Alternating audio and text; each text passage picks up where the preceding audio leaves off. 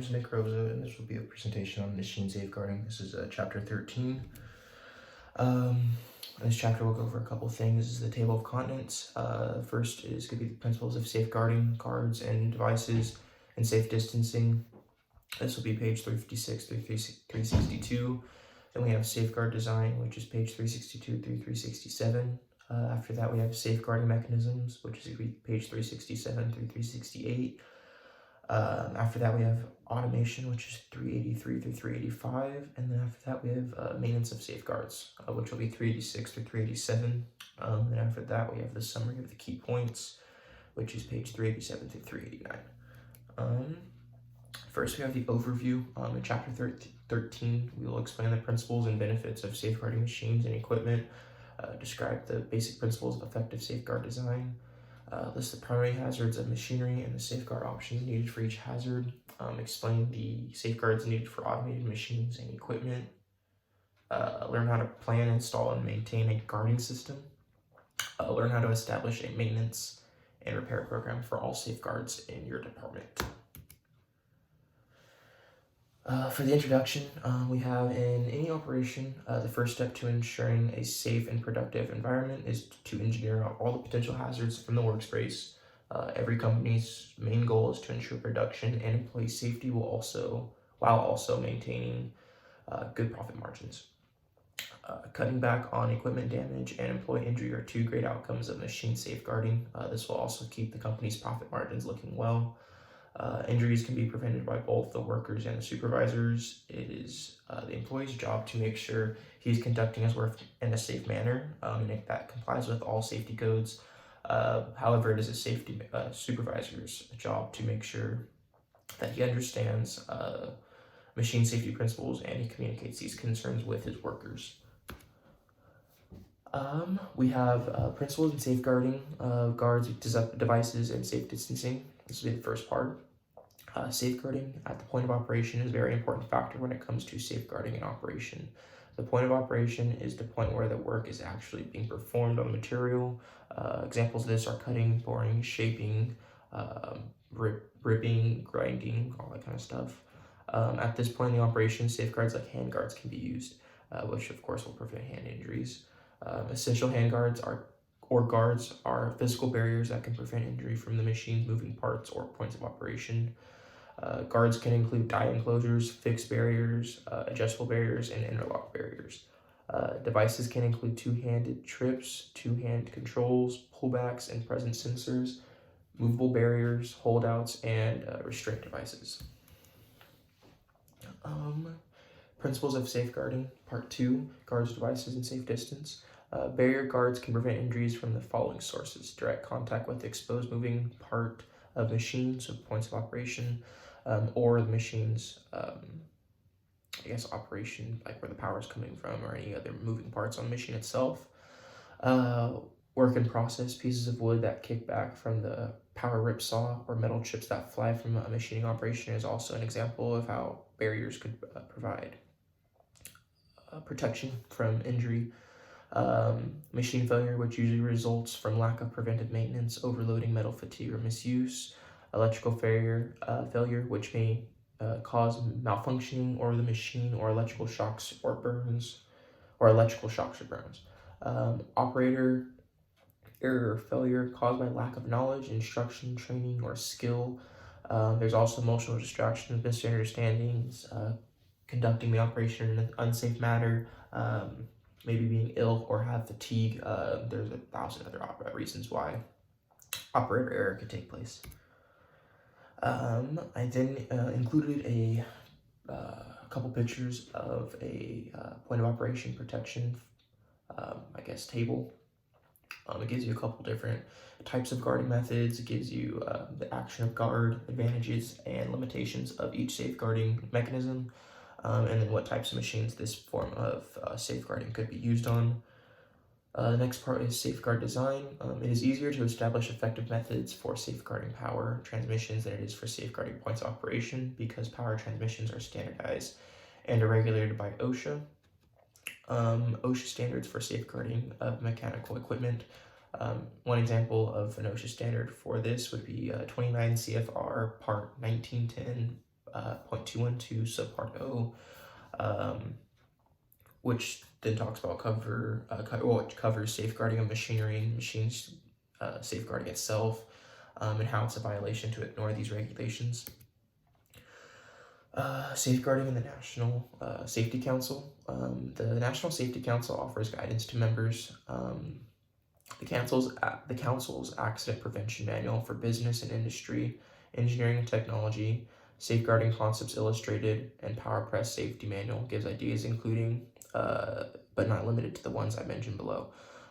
So must conform or exceed applicable ANSI standards and requirements of OSHA and or OSHA approved state plans is one. Being considered a permanent part of the machine or equipment is one. Preventing access to danger zones, points of operation is also another example. To not weaken the machine's, integrity by having to, install safeguards places where they shouldn't be, which will then, again, overall weaken the machine itself. And it must also be convenient. Guards must not interfere with efficient machine operations. It can't cause the operator discomfort, can't complicate light maintenance and or the cleaning of the machine area itself. So if there is a guard somewhere where it probably shouldn't be, and it also gets in the way of cleaning or maintaining or operating on the actual machine itself, replacing belts, stuff like that, then of course this wouldn't be a good safeguard because it's making everything else harder. Safeguard design part 2, or part 1, I apologize. Many machine companies offer safeguards as an option when ordering the new machinery. When ordered from the manufacturer, the machinery's safeguards usually is designed to be an integral part of the machine. A lot of times other manufacturers, if they don't want to update their machinery to new machinery that complies with codes, they'll try to make makeshift safeguards. But makeshift safeguards can sometimes do more harm than help. If a machinist truly trusts a machine or a makeshift safeguard that isn't up to standards, it can lead to injury or in some cases death. Usually with makeshift safeguards, they have to be tweaked, reset, double checked before every use. This cuts down on production, of course. In some cases, if the makeshift safeguard doesn't look effective, some workers will finish the job without using it, which is a huge safety issue, of course. A completely effective safeguard is one that eliminates the hazard completely and permanently, and can withstand handling and normal wear and tear. Safeguarding mechanisms. Machines have certain basic mechanisms that, if exposed, always need safeguarding. Some examples of these include rotating mechanisms, cutting or shearing mechanisms, in-running nip slip points, screw or worm mechanisms, forming or bending mechanisms, and impact mechanisms. And then I included a picture of a couple of the examples that I listed. Rotating mechanisms. A rotating part is dangerous unless it is safeguarded. Although this type of mechanism is related to few injuries, the injuries it causes have led to permanent disabling. Shafting, flywheels, pulleys, and gears are all examples of power transmission apparatus that can snag, cut, or mangle an employee. One example of safeguarding standard when it comes to this style of apparatus is ANSI or ASME B15.1.2. This regulation states that when a flywheel, shaft, or coupling is located so that any part of it is less than 8 feet or 2.4 meters above the ground or work platform, it must be safeguarded in one of several standardized methods. And then in the chapter, it does go through a couple of those methods. Cutting or shearing mechanisms. The hazard of cutting or shearing come from the points of work where work is being done, also where the movable parts of the machine approach the fixed parts of the machine. So if you can imagine a saw cutting and then of course the material moving along, that's exactly what they're talking about, that point where it then comes in contact with the fixed point, the material you're cutting, and then the moving blade. Some examples of these processes, like I just said, saws, cutters, shears, grinding wheels, buffing and polishing wheels, and wire brush wheels. One example of a regulated standard for cutting or shearing mechanism is when you are using shears. The barrier must be slotted to allow the operator to watch the knife but the opening should not exceed a 1/4 inch, 6 millimeters, according to the ANSI B11.1 code. That's the code, of course.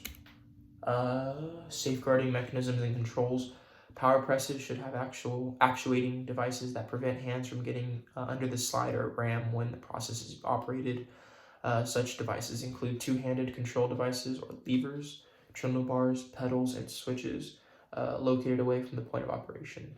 A modern lathe is a great example of machinery made safe through improved design. All of its integral moving parts, motor drive, gearbox, etc., are enclosed to keep the operator and the machinery safe.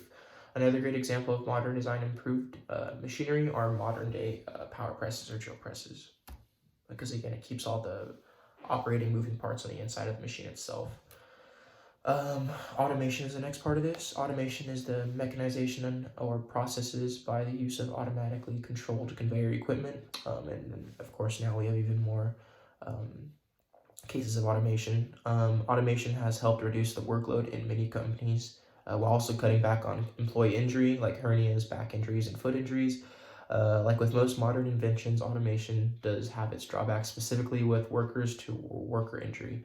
Most automation requires an employee's attention.